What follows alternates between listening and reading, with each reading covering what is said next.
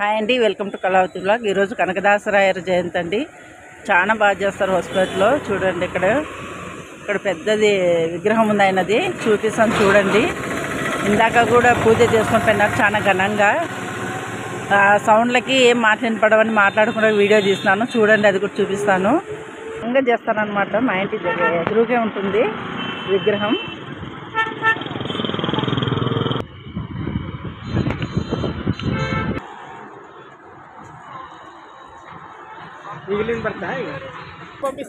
అవునా? అవు కదా, బాగున్నా.